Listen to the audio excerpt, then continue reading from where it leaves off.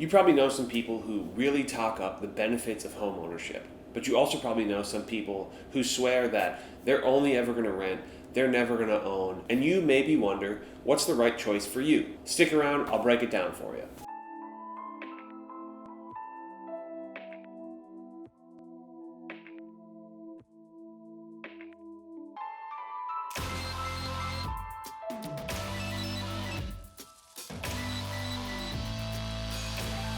How's it going, y'all? My name is Jesse Lynch. I am a real estate agent in the Twin Cities, but this YouTube channel is devoted to two things primarily. The first of which is everything you need to know about living in the Twin Cities. I have a ton of videos on this already, but I promise you I will be making more. The second of which is everything you need to know about buying, selling, investing in real estate, specifically in the Twin Cities or specifically in Minnesota, but I do think it applies to more than just the Twin Cities. However, if these things appeal to you, please do me a favor and do yourself a favor and subscribe to this channel. Click the little bell to get notified. Leave a comment, say what's up. I love hearing from y'all, and comments that are basically questions are the best because then I can make a video on that exact question, and if you have that question, there's a good likelihood that other people have that question as well. Okay, let's dive into this video, which fundamentally, for lack of more flowery language, is basically just the pros and cons of buying versus renting a home. Okay, and I'm a real estate agent. I'm sure you are expecting me to just overwhelmingly tell you that buying is what you gotta do. Renting is so stupid, you shouldn't ever rent. Look, I don't totally agree with that. I tend to think that renting is the perfect answer for certain types of people, and some people have to rent, so they don't really have a choice because they can't technically afford a house. But if you do think that you are really stuck in that situation where you can only rent and you think you're just destined to rent, I do implore you to go watch my video on how much does it cost to buy a house, because overwhelmingly I think it costs less out of pocket to buy a home than most people realize. And then I think you go watch that video and you realize that maybe you can actually afford a house. I think that will be a very powerful combination, and that's what I want to do. I want to help people. Again, I'm not going to just overwhelmingly say that buying is what you have to do, that home ownership is the end-all be-all, okay? I think there is a place for renting, and that's where I'm going to start. Basically, what are the benefits of renting, specifically the benefits that home ownership can offer you? Because obviously, one benefit of renting a house is a roof over your head. Buying does that too. So what are the specific benefits of renting that home ownership can't really offer you? Okay, the first one of that I'm going to say is that it's easier to qualify for, right? If you think there's no way I can ever own a house, then you probably have a conflicting thought, which is I am more likely to qualify for a rental. And I know that's not true of everybody. I know there are certain things that can make it very difficult to become a renter. And so some people have to, stay illegally at houses or be under somebody's lease, and then you kind of get stuck in a cycle. And that is unfortunate. And if you find yourself in that cycle, potentially home ownership could be a way out of that. But you just have to meet certain things like credit score and income and that kind of thing, which I know is daunting. I have another video on that, which is, can I qualify for a mortgage? If you are worried about that, check out that video. I think there's potentially a lot of questions up front that even if you know the benefits of home ownership, then you still think, well, maybe it's not for me. But I think it's for more people than people know. So again, the first benefit of renting is that basically it's easier to qualify for. Typically, credit checks are less intense. It's probably even not a hard credit check. Typically, the other big thing is that you don't need a down payment, but you do need a security deposit, which you don't need if you buy a house. And historically, a lot of the security deposits that I've dealt with are 1 month's rent. So call it $1,000 depending on 1 bedroom, 2 bedroom, 3 bedroom. Just for the sake of simplicity, $1,000, okay? And that's a deposit that eventually you get back. But if you're in a renting cycle, then eventually that just goes to the next deposit, which goes to the next deposit. And if you damage anything while you're there, that deposit gets returned a little bit smaller, and then the next one, that deposit gets returned a little bit smaller. And so that's a bummer. That's a cycle that is, it's basically, it's a never-ending cycle. And I know, I've been there and I've had roommates who break stuff. But another benefit of renting is basically flexibility. Maybe call it freedom, right? Freedom to have a short-term lease, and I could live in Minneapolis right now. I could move to St. Paul in a year. Maybe I get a month-to-month lease there. 3 months later, I could move to Montana. The idea that you're not tied down for basically a long period of time, or you don't have to then sell your rental. You basically just give a notice and say, hey, I'm out of here. And then you move to somewhere else. And that can directly coincide with, say you can only afford a certain amount right now, but you know that you have ambitions to make more money down the line, or you're going to find a partner and you're going to begin, a life with them, and then okay, together we're going to be able to afford more and actually have a lifestyle that we both want. That's a perfect example. If you know that you're in that situation and you can barely afford rent, or you can only afford rent on somewhere that you don't really like, then just keep renting, okay? Because you probably can't afford a home that is like a goal home that you really want to live in for less money than you're paying right now in rent. But if you know, okay, right now, my job's okay, but I know that I have ambitions to get to a higher level, to make more money down the road, and, to eventually get somewhere that I really want to be, then renting is probably right for you for a little while. But there are some benefits of home ownership that could potentially help you get from that starter house that you kind of like, it's decent, to a house that you want to live in forever. Okay, that's why there's kind of the idea of a starter house and a forever home. But again, if you know that pretty soon down the road you're going to be improving your financial situation, this kind of ties into my next part, which is basically that with renting, there's a chance that you can afford a nicer area, or you can afford a place that you want to live as a rental that you wouldn't otherwise be able to buy.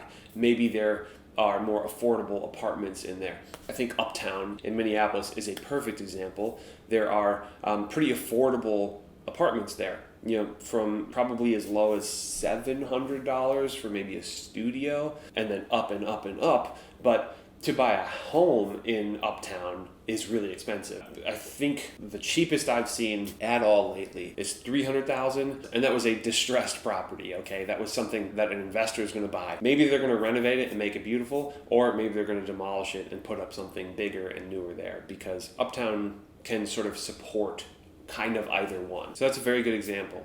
If location is super important to you, if you want to live in Uptown, there's a good chance that you'll be able to afford to rent there, but you won't be able to afford to buy there. Okay, and another potential benefit of renting is that sometimes, and this is not true across the board, but sometimes utilities are wrapped into rent. That's technically called a gross rent, which basically means that you're paying one lump sum, and then all the other fees that you would normally be paying, utilities and whatever, are wrapped into that mortgage, are wrapped into that rent payment. And honestly, that can just make it easier to budget, especially in Minnesota with heat, okay? If heat is included in rent, that's a big bonus as far as I'm concerned, because that can bump up your monthly expenses by $100 or more, even a small, like one-bedroom apartment. And more than likely, those are very not efficient buildings. Older brownstones or whatever aren't as efficient. They don't retain the heat as well. Okay, and that brings me to basically my last point, the last benefit of renting that I can think of. It's the big one. For most people, it's the big one, and that is no messing with repairs at all. Okay, it's like you have a car that you're leasing, and you know that no matter what goes wrong with it, as long as you pay for it every month, you can just bring it into a shop and they fix it. That would be pretty sweet, but I don't think it exists. But it basically does as far as your home goes.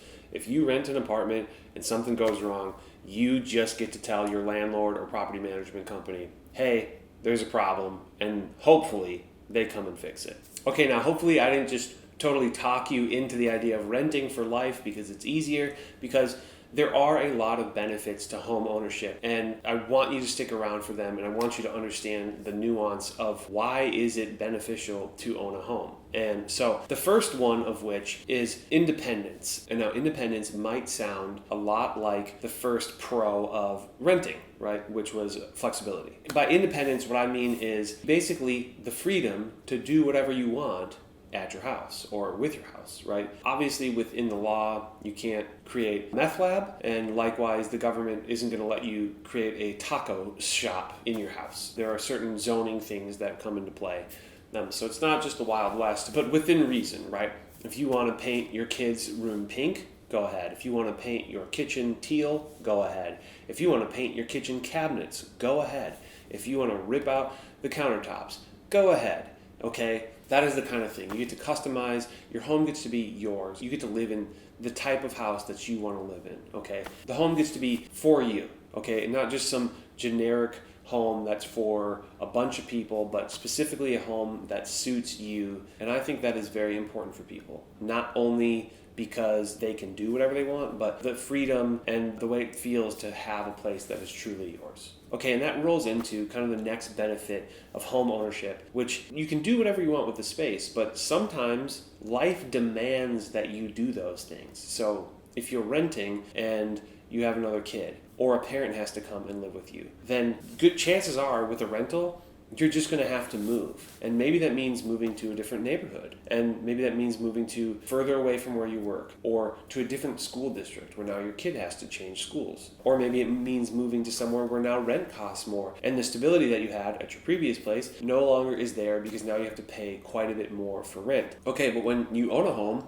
you have the ability to adapt. Okay? And by adapt, I mean not just adapt you and how you're living, but adapt the home. You can literally add more space. You can add an addition to the home if you want, right? Where you literally physically build additional space onto the house. But maybe it's not that tricky. Maybe it's just you have an unfinished basement and okay, now I can put some flooring in, put some walls up, and I can have a room in the basement for that child or that in-law or whatever. And we don't have to move. We don't have to uproot ourselves. And which brings me to the next thing, which is stability. Stability is very good for a child's mental health. But I don't want to discount how important it is for an adult's mental health too. And whether that be an adult with a child and how good it feels to know that you have provided some stability for your child, or just an adult living alone, knowing that a landlord isn't going to come kick you out, and that maybe you've acquired a lot of stuff and you're like, oh my God, if I have to move out of this house, I've lived here for 10 years, I've rented this thing for 10 years,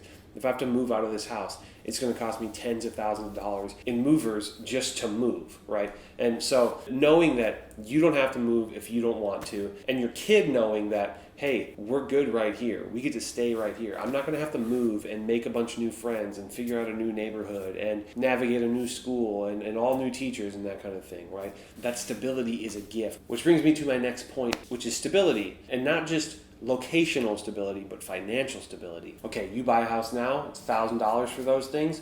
Overwhelmingly, that's going to stay the same. Your principal and your interest, that part of the payment is going to stay the same. You're going to have this loan for 30 years unless you pay it off quicker, but that will not go up. You will not find that with rentals, okay? Rentals go up every year, so that stays the same. The only thing that is really going to change is your taxes and your insurance. So property taxes, they go up over time. They basically go up with the value of the home. But I want to go back to what I said here, okay? That was the taxes will go up as the value of your house goes up, okay? Which brings me to what I think is the most important benefit of owning a house. And you're going to have to argue real hard to change my mind on this.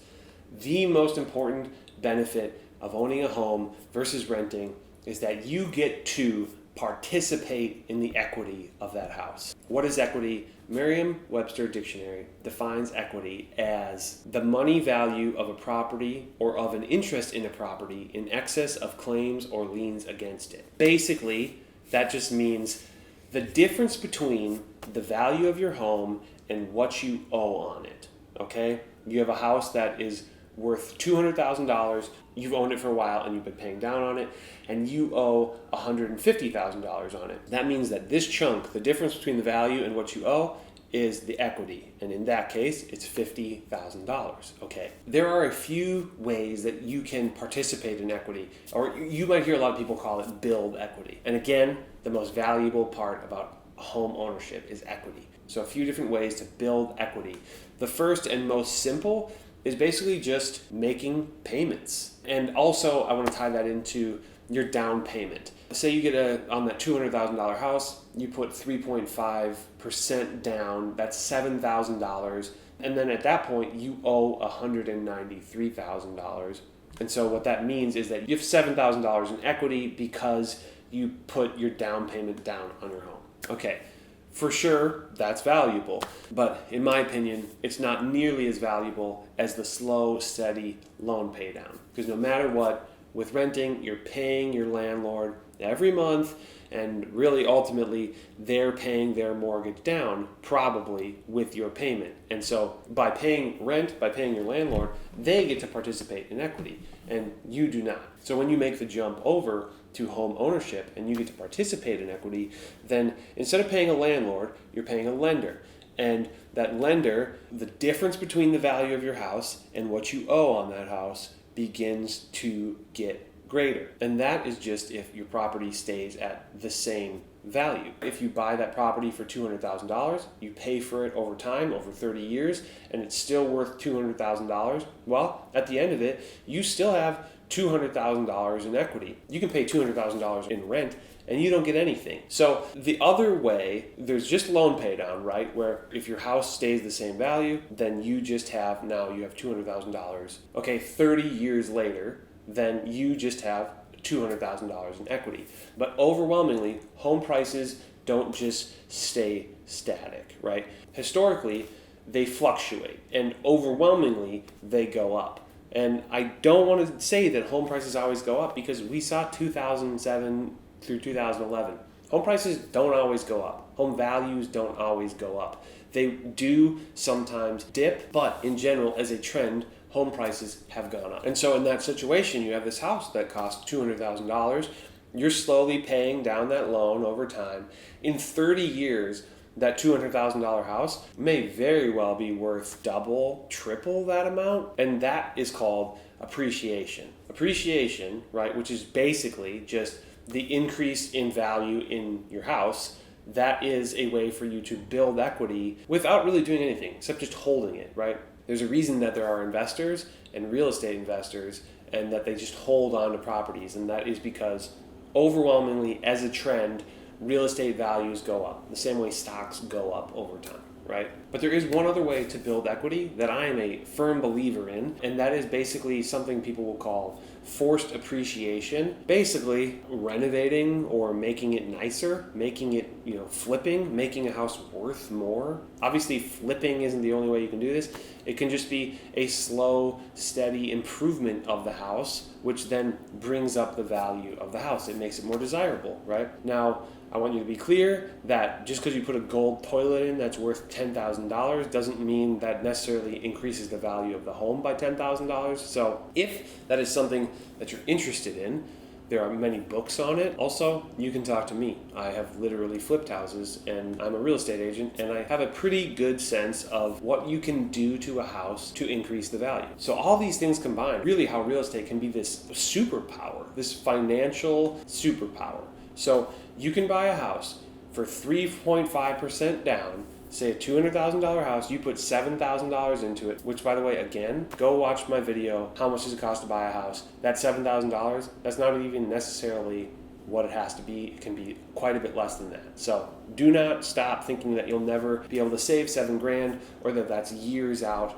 Go watch that video. So you have this house that's worth $200,000, you're $7,000 into it, which means that you have $993,000 left to pay. Over time, you pay it down, and on the loan, you only have $150 left to pay off. So that means you have $50,000 in equity, just kind of based on how much it cost when you bought it and how much you owe. And if since you bought it, home prices go up, like they tend to do, then say it went from the same house was worth $200,000 when you bought it, and now it's worth $250,000, however many years later, that means you have $100,000 in equity. And if you've done any repairs, potentially now your house is actually a lot nicer than when you bought it, and maybe it's worth $300,000, which means that now you have $150,000 in equity. Obviously, it's not always that simple, and there's a lot of details to figure out. It's not always going to be that much money, but that is not uncommon. Okay, I want you to know that that is not uncommon. I have a dear friend who bought his house with his wife in maybe 2015, and 4 years later or so, they had done some updates to it, but not much. Just like mechanical stuff, right? Maybe a furnace and that kind of thing. Not crazy repairs. They painted it, they made it look very nice, but didn't cost them a ton of money to update it. But the market went up, home values went up. And so this house that they bought with a low down payment loan, they now had $90,000 in equity. Okay, so they got to sell that house, pay off all their credit cards, and basically they're left over with this very sizable chunk that they could then put down on a down payment on a new home, because they had a child and they wanted a bigger home, and they wanted, to live in the suburbs instead of in the city, and they got to make those choices because they made the investment into a home and they got to participate in equity. Okay, that is the power of equity. Okay, this next thing is directly tied to equity, the equity that you have in the house, but you can do something that people call leveraging your equity. Basically what that means is if you have $50,000 in equity, you can borrow against that. There's things called home equity loans, home equity line of credits. You can do a thing called a cash out refinance. Basically what that means is if your house is worth a bunch more money than what you owe on it, so you can borrow against that equity that you have in the house. And maybe one thing that you want to do is maybe you want to add a bedroom, maybe you want to add an addition to the house. You get some more square footage because you don't want to move, you love where you live, but you want a bigger home. So you can borrow money against that house, put it into, say, finishing the basement, or finishing the attic, or adding an addition. And the beautiful thing about that is that you can borrow money against the house and in turn make your house more valuable. That is pretty cool, and obviously you gotta make sure you do it right and that you don't over improve or under improve or do crazy stuff that nobody else is gonna want. Also, if you run into unexpected life expectancies, maybe a kid, right? Or maybe a kid's college, or maybe your kid wants to buy a house and you're gonna help them with a down payment, you can theoretically borrow money against that house and use it for all sorts of things. A home equity line of credit is basically a credit card that is tied directly to that home. Or, like me, you can take that equity, you can borrow against it, and you can put it into another real estate investment, because by that point, you see the value of real estate. You see how the equity has grown on your own property, and you realize that you could do the same thing on another property and a rental, and you could provide an amazing place for somebody to live, and you could grow your own wealth. Okay, if you followed all the way through that and that appeals to you, get a hold of me. I love that stuff. Okay, and then the last thing is basically that you can get, okay, and I'm not a tax advisor. I honestly know this much about taxes, but one sort of final benefit is maybe in the same way that you can get a rental tax credit. We have a certificate of rent paid in Minnesota, and basically you get a kickback from the landlord or the government because you're paying for some of the taxes on your landlord's property. But when you're the homeowner, you get to sort of reap all of that benefit, all of that tax write-off, because basically the government is saying you don't have to pay taxes on interest that you're paying on your home.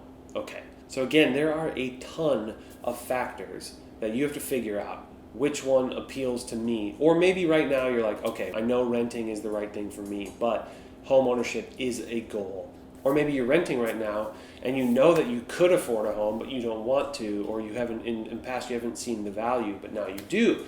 Well, then what you gotta do is get a hold of me. You could try some other agent, but I'm the best. You can call, text, email, leave a message on my website. You can DM me on Instagram. You can DM me on Facebook. Whatever you gotta do, just get a hold of me and we can begin the conversation, okay? I am really passionate about the power of real estate. I have been obsessed with it specifically as an investment. So this is really up my alley. But you have to have somewhere to live, right? I mean, everybody has to have somewhere to live. So why not let it be somewhere that can help you make money, grow your wealth, participate in equity, and potentially, leave something to your children and to your children's children because you made this choice now.